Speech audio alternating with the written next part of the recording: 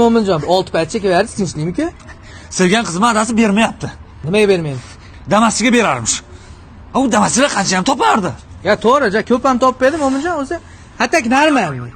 Yangi bozor, Cholguzar, Jahon bozorida o'taverasiz uka. Behijolat siz bo'ldi. Ko'p emas to'g'ri. Sizlar sohillar normal, nu Damas shuni topadi uka. Gazingiz bosa oling. Damas haydaymi endi?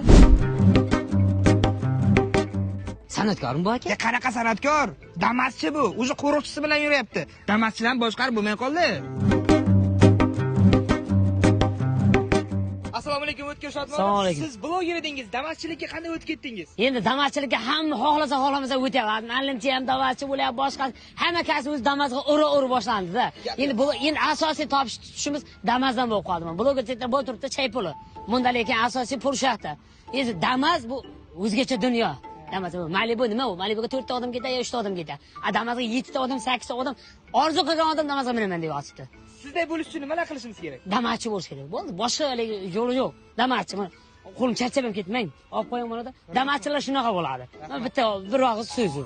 Bo'pti, men charchamanglar, salomat bo'linglar. Men yangi bozor qatnashim kerak. Sog' bo'linglar. Nasib qismimizga ham. Yangi bozor deydimi? Damaschilikda to'llar. Blogerlar o'sha hujumga o'tyapti. Voy! Damas to'la ko'chasi